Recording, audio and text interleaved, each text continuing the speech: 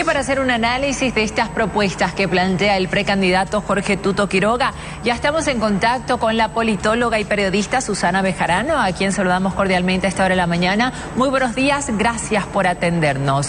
Tuto Quiroga plantea mantener la subvención de los hidrocarburos, prestarse 12.000 millones de dólares y reflotar el bolsín para la cotización del dólar. ¿Cómo evalúa usted esta propuesta del candidato de Libre tras pasar anoche por Así Decidimos?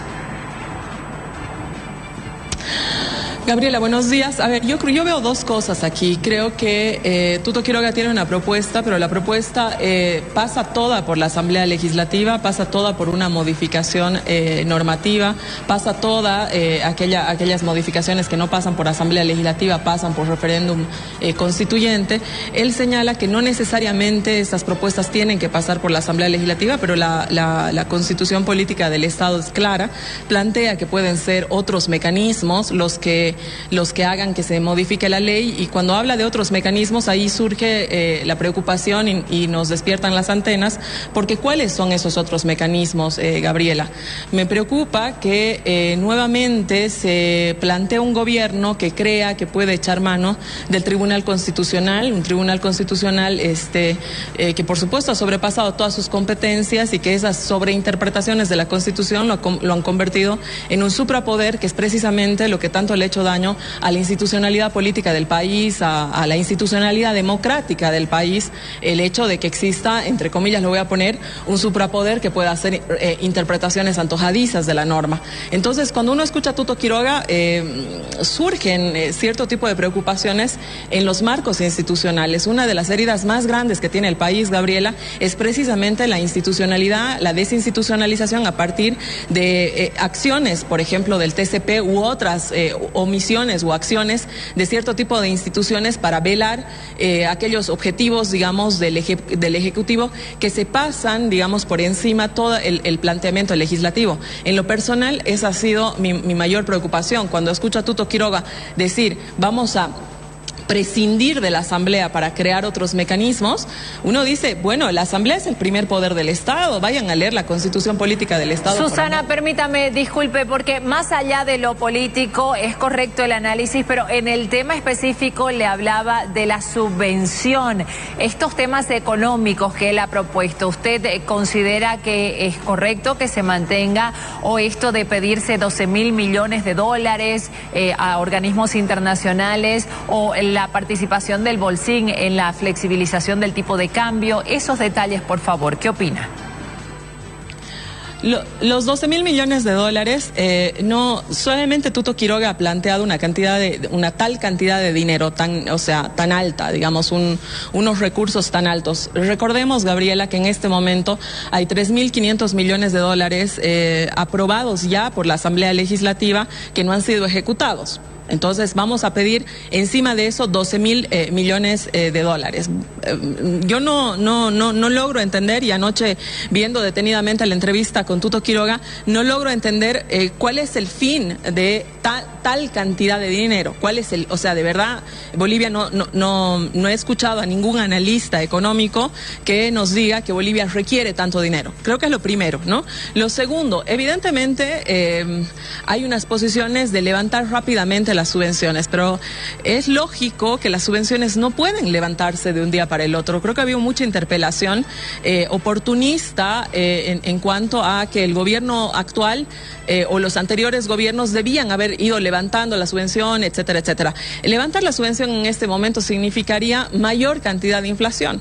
El problema, Gabriela, que nosotros tenemos es precisamente la inflación. Entonces, empezar a plantear con más calma lo que significa que existan o no existan las subvenciones, a mí me parece que es una cosa que tienen que tener todos los candidatos. Creo que esa ¿cómo se llama? Idea de levantar inmediatamente las subvenciones y que al día siguiente, a las 24 horas, es una idea que afectaría le haría más daño a la economía, y me alegra que esta reflexión haya sido planteada por un candidato tan radical como lo es Tuto Quiroga. Luego, la flexibilización del tipo de cambio. La flexibilización del tipo de cambio también es una medida, Gabriela, que no puede hacerse de forma inmediata, ¿no es cierto? O sea, cuando yo digo el dólar en el banco va a valer 10, va a valer 12, va a valer 14, el Estado tiene que tener la capacidad de devolver todos esos dólares, es decir, de tener todos esos dólares en cuentas, en arcas del Estado y por ende en arcas de los bancos.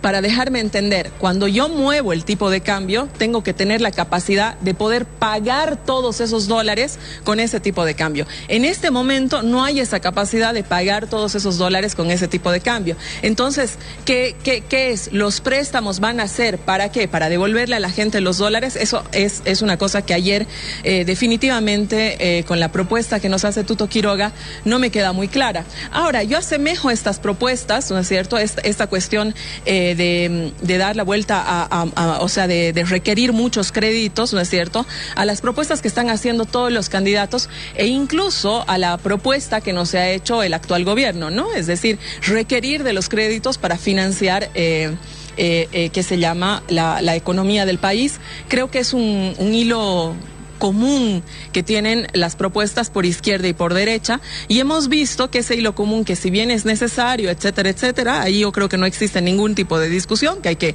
financiar el país con deuda, ¿no es cierto? Se requiere a la Asamblea Legislativa, y ahí es donde yo tengo nuevamente el pero, porque yo creo, Gabriela, que yo puedo tener muchas promesas económicas, pero si no resuelvo también las promesas políticas de la mano de lo económico, creo que eso puede quedarse simplemente en promesas. Y seguimos hablando de economía, porque él asegura que convertirá a YPFB en una especie de cooperativa con la propiedad de todos los bolivianos mayores de 18 años al momento de su elección. ¿Cómo evalúa usted esa propuesta? Esa propuesta ya Tuto Quiroga la tiene desde el 2014, cuando decía vamos a devolverle. Es una propuesta más o menos parecida a la capitalización. La pregunta siguiente, ¿ha funcionado la capitalización, Gabriela? Yo te diría que la capitalización, ¿no?, cuando se ha tenido en las empresas que luego se han vendido y qué sé yo, la participación de los ciudadanos mayores de 18 años no ha tenido éxito. Solamente hay que revisar un poco la historia. Esta propuesta que hace Tuto Quiroga no es nueva. La ha hecho precisamente Gonzalo Sánchez en 1994, y no es una propuesta que haya recibido la cantidad de los beneficios que tanto se indicaba.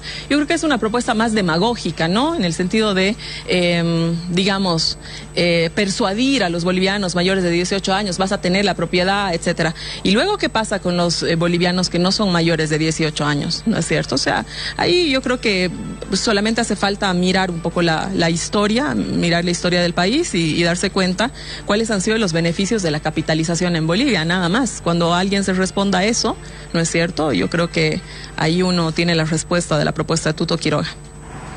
Y en el campo político, Quiroga habla de ejecutar la orden de aprehensión contra Evo Morales. ¿Usted cree que lo cumplirá? ¿Es posible?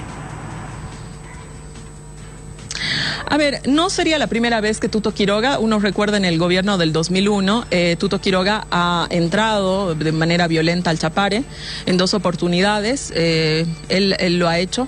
Yo creo que Tuto Quiroga sí cumpliría, ¿no?, esa promesa que hace de entrar al Chapare, pero la pregunta siguiente, Gabriela, es ¿qué significa eso en términos de estabilidad política y en términos de violencia estatal, ¿no? Creo que todos los bolivianos, después de los conflictos que hemos vivido de forma reciente y de los conflictos de los que no podemos salir, Gabriela, somos medianamente conscientes de lo que significa la violencia estatal sobre determinados focos y determinados grupos. Yo con esto no te quiero decir que uno deba obviar lo que sucede en la justicia ordinaria ni nada de aquello. Lo que te quiero decir, Gabriela, es que usar la violencia estatal en contra de grupos determinados, porque evidentemente, ¿no es cierto?, entrar a sacar a Evo Morales significa todo lo que todos los bolivianos saben que significa. Hay todo un grupo de humano, ¿no es cierto?, que está dispuesto a defender a Evo. Yo creo que con Evo hay que tener otro tipo de herramientas más allá de esta propuesta de yo voy a entrar y voy a ejecutar, etcétera, ¿no? Si uno recuerda el gobierno del 2001 de Tuto Quiroga, evidentemente uno sabe que Tuto Quiroga podría entrar con mucha violencia al Chapare. En ese momento, en el gobierno de Tuto Quiroga, recuerdo que hubo 11 muertos y toda la cuestión, y generó todo un proceso de inestabilidad social. Yo creo que esa es una situación que no debemos reeditar, y no debemos reeditar precisamente, Gabriela, porque una de las constataciones que los bolivianos hoy día tienen es que para tener estabilidad económica se necesita estabilidad social. Es decir, el tejido boliviano, el tejido social boliviano hoy día está muy herido, y lo que necesita más bien son propuestas de cómo reparamos ese tejido social, porque el tejido social en paz es el tejido social que nos permite tener medidas concretas sobre los temas políticos, tener medidas concretas sobre los temas económicos. Bien, Susana, muchísimas gracias por esta entrevista, por este análisis de esta primera entrevista del ciclo Así Decidimos, rumbo a las elecciones el próximo 17 de agosto. Continuamos con más.